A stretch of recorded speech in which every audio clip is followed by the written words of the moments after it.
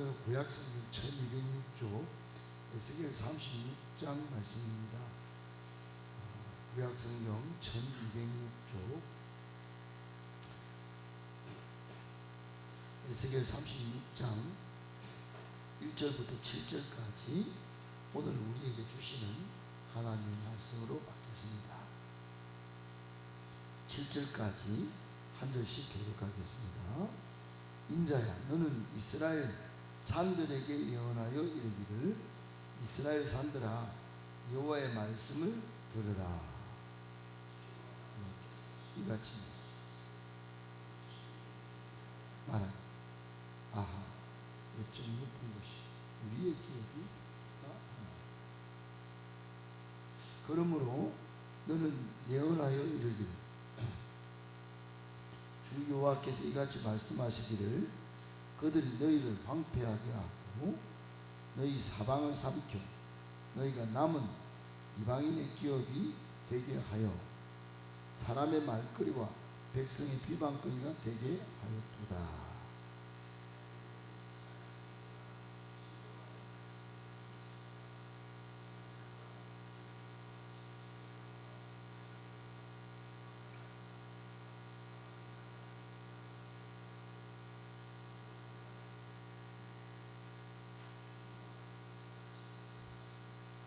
'주 여호와께서 이같이 말씀하시기를, 내가 진실로 내 맹렬한 질투로 남아있는 이방인과 에돔 온 땅을 쳐서 말하였노니, 이는 그들이 심히 즐거워하는 마음과 멸시하는 심령으로 내 땅을 빼앗아 노략하여 자기 소유를 삼았습니다.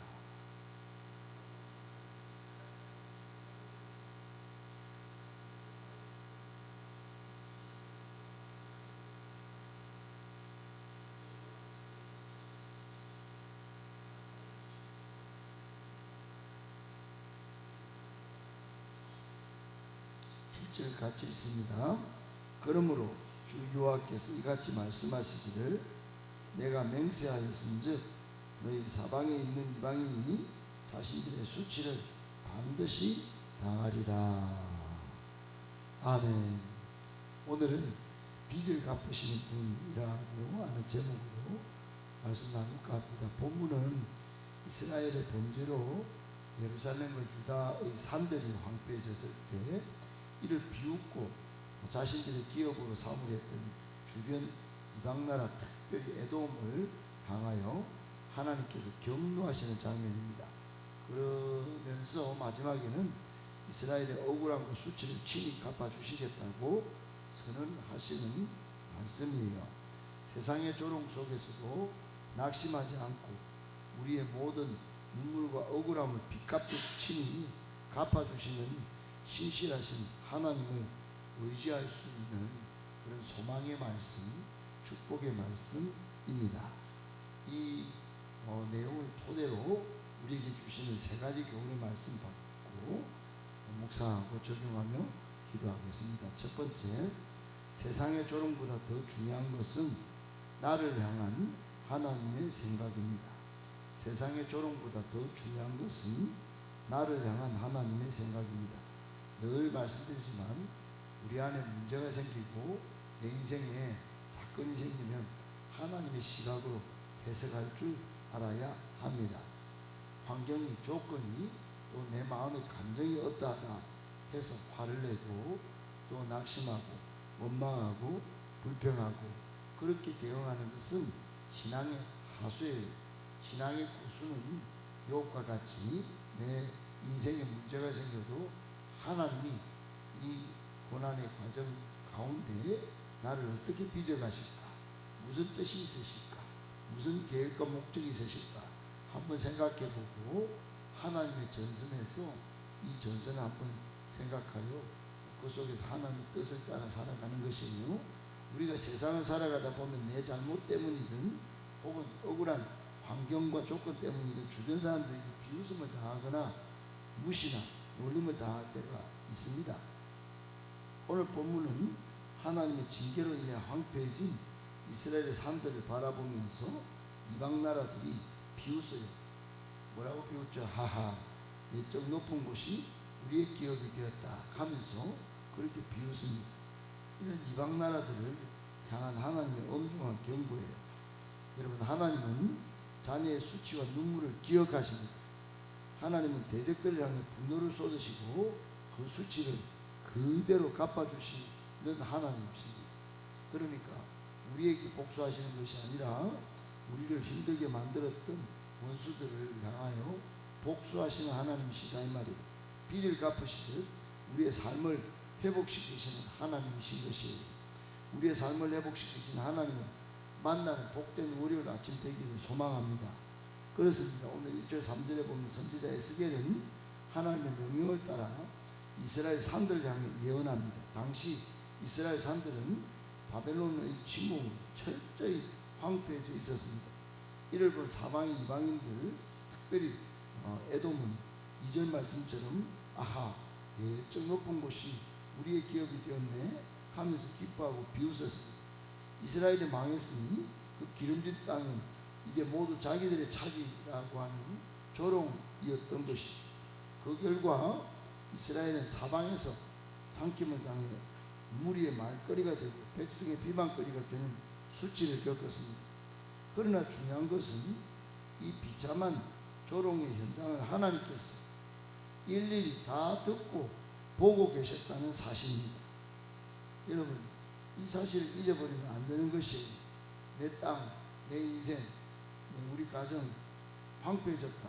그것만 보고 원망불평이 휩싸이면 그게 하수입니다. 하나님이 이걸 다 듣고 보고 계시다는 겁니다. 시편 121편 4절에 이스라엘을 지키시는 이는 졸지도 아니하시고 주무시지도 아니하시리로다 그랬습니다. 출애굽기 3장 7절에도 여호와께서 이르시되 내가 애굽에 있는 내 백성의 고통을 분명히 보고 그들의 감독자로 말미암아 부르짖음을 듣고 그 근심을 알고 그랬습니다. 사무엘상 1장에 보면 자녀가 없던 한나는 경쟁자였던 버닌나에게 심한 조롱과 격분을 당했습니다. 버닌나는 한나의 아픔을 말거리와 비방거리를 삼아 괴롭혔어요. 그러나 한나는 버닌나와 맞서 싸웁니까? 그렇지 않아요. 여호와의 성전에 올라가 통곡하고 마음을 하나님 앞에 다 쏟아냅니다. 하나님은 그 서러운 사정을 다 듣고 계셨고 결국 한나의 태를 여셨어요. 사무엘이라는 위대한 선지자를 선물로 주셨습니다. 여러분, 첫 번째 우리가 받을 교훈이 뭘까요? 그렇습니다. 그러므로 사람들의 평판이나 말거리에 너무 무너지면 안 됩니다. 삶이 뜻대로 안 풀리거나 고난 중에 있을 때 세상 사람들은 하나님이 계신데 왜 이 인생이 이꼬라지고 왜 저 모양이냐 그러면서 내 신앙을 말거리와 비방거리로 삼을 수 있습니다. 그러나 그들의 조롱보다 더 중요한 건 나를 향한 하나님의 비전이에요. 생각이에요. 세상의 비방에 귀를 닫고 하나님의 말씀에 귀를 여셔야 할 이유가 뭐냐? 하나님 듣고 보고 계시기 때문입니다. 그러므로 나의 억울함을 주님께 기도로 아릴 줄 알아야 합니다. 이게 특권입니다. 특권. 이방인들의 비웃음을 하나님이 고스란히 듣고 계셨던 것처럼 오늘 내가 겪는 억울함, 속상함, 눈물의 부르짖음을 주님은 다 듣고 계시다는 사실을 한시도 잊지 말으셔야 합니다. 사람을 찾아가 변명하거나 원망하거나 하지 말고 오늘 아침 이 새벽 여러분 기도의 자리에서 내 마음의 억울함, 내 속상함을 다 쏟아내셨어요. 오늘 하루 하나님께서 은혜 가운데 여러분의 삶을 인도해 주시기를 예수님의 이름으로 축복합니다. 아멘. 두 번째, 하나님은 자녀의 수치를 친히 갚아주시는 분이십니다. 하나님은 자녀의 수치를 친히 갚아주시는 분이십니다. 4절 5절에 보면 하나님은 마침내 침묵을 깨고 행동을 계시하십니다. 하나님께서는 황폐한 이스라엘 산들과 버려진 성읍들을 향해 말씀하시고 주 여호와의 맹렬한 질투로 남아있는 이방인과 에돔을 쳐서 말씀하셨다고 선언하십니다. 이방 나라들이 기쁜 마음과 멸시하는 심령으로 하나님의 땅을 빼앗아 자신들의 목장으로 삼으려 했기 때문에 하나님께서 내 백성이 당한 멸시와 수치를 그대로 두고 보지 않으시겠다는 경고의 표현입니다. 하나님은 자녀를 징계하실 지언정 이방인들이 그 자녀를 짓밟고 비웃는 것은 절대로 용납하지 않으시는 그런 하나님이시에요. 로마서 12장 19절에 보면 내 사랑하는 자들아 너희가 친히 원수를 갚지 말고 하나님의 진노하심에 맡기라. 기록되었으되 원수 갚는 것이 내게 있으니 내가 갚으리라고 주께서 말씀하시니라. 그랬습니다. 사도 바울은 구약 속에 복수하시는 하나님을 너무너무 잘 알았어요. 왜 여러분 로마 교회를 향해서 원수를 너가 친히 갚으려 하지 말아라 이렇게 권면하는 겁니다. 신명기 32장 35절에 보면 그들이 실족할 그때 내가 보복하리라. 그들의 환난 날이 가까우니 그들에게 닥칠 그 일이 속히 임하리로다 그랬습니다. 하나님께서 친히 보복하시겠다는 겁니다. 여러분 다윗 왕이 이 사실을 잘 알고 삶을 살았던 생활신앙인이잖아요.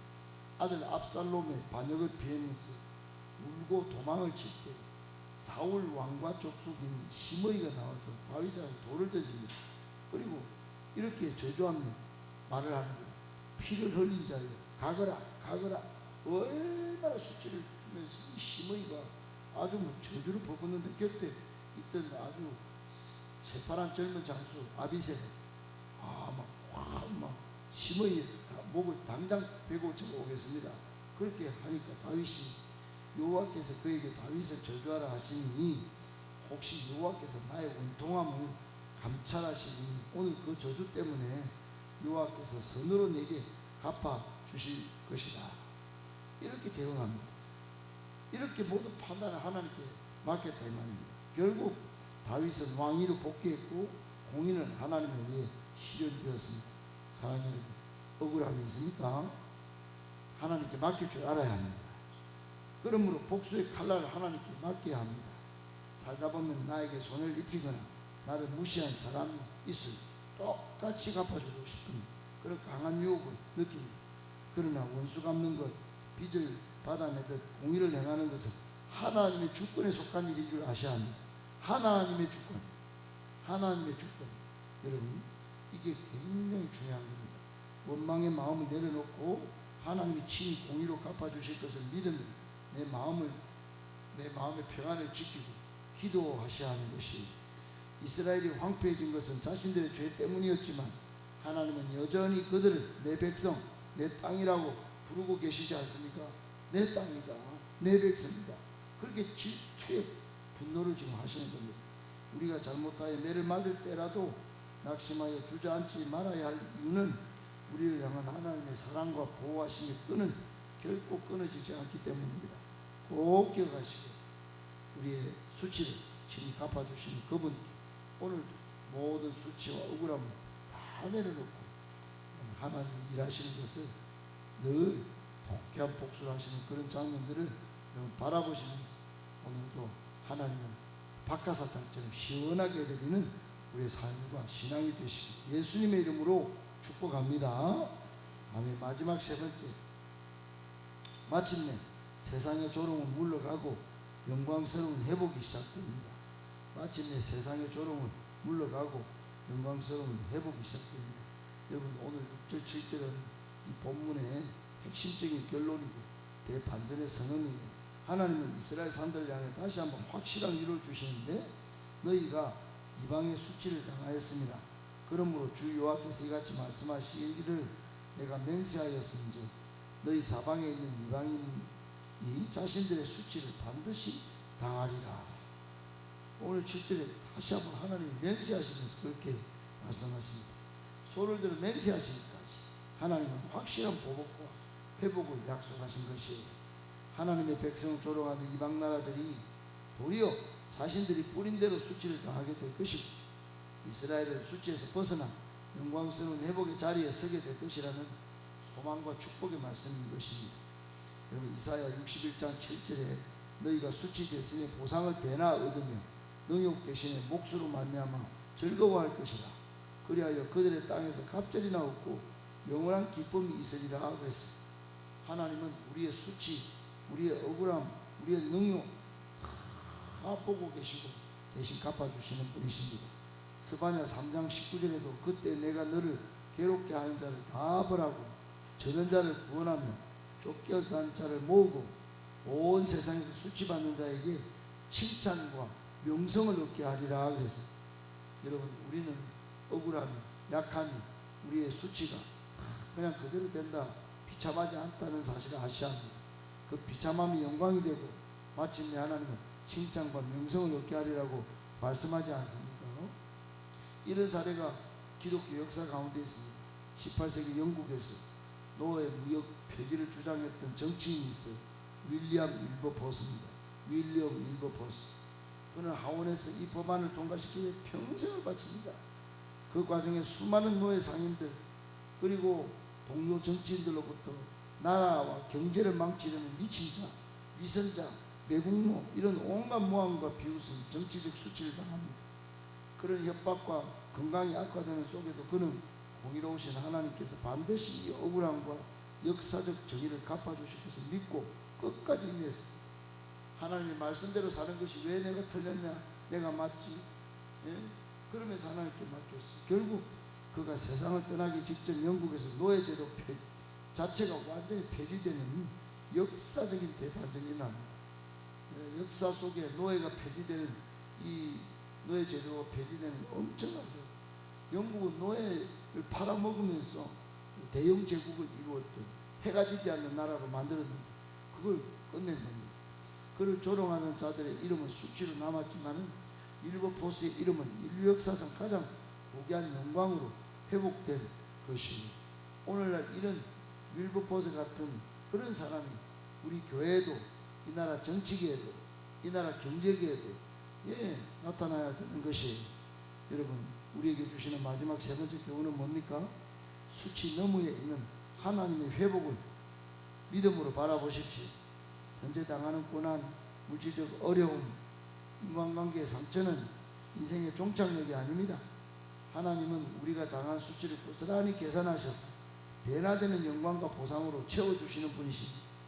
월요일 이 한 주간을 시작하면서 영적 스케줄을 원망이 아닌 회복에 대한 기대감, 한 주간 동안 역사하실 하나님의 역사에 대한 그런 소망으로 가득가득 채우고 출발해야 합니다.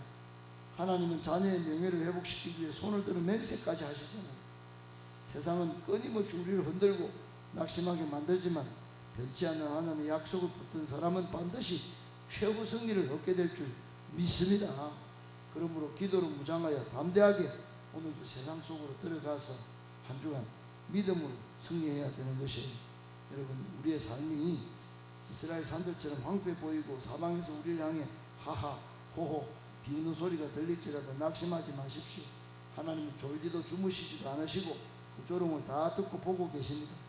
그리하여 때가 되면 주님의 맹렬한 사랑과 질투로 대적들의 조롱을 물리치시고 우리가 당한 수치를 빚갚듯 다 갚아주시고 놀라운 회복과 영광을 허락해 주실 것입니다. 아무쪼록 새롭게 시작하는 이 월요일 한 주간 원수 갚는 것을 주님께 맡겨드리고 나를 친히 위로하시고 명예를 회복시키실 신실하신 하나님을 찬양하고 믿음으로 담대히 승리하시는 저와 여러분이 다 되시길 예수님의 이름으로 축복합니다.